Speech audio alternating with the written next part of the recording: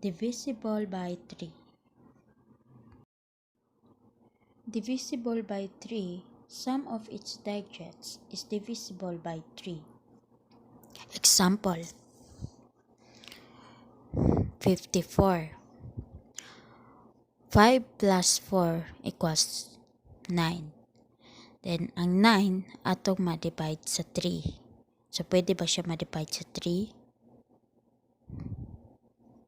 Yes. Pwede siya ma-divide sa 3. Pwede siya, divisible siya sa 3.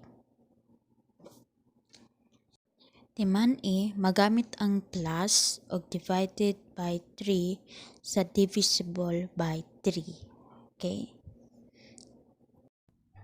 Dungag kog laing example. Aron maghimo tag laing example. Parehas ani 346 3 plus 4 plus 6 equals 13.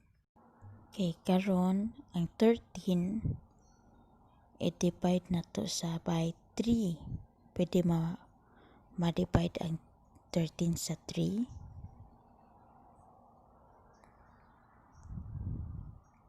Yes, dili. Dili siya ma-divide nga no.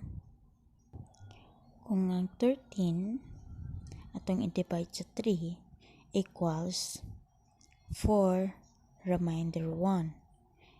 So, ibig sabihin na siya sobra isa. Di siya pwede ma-divisible by 3. Timan Kung ang division kay masobrahan, dili na pwede sa divisible by 3.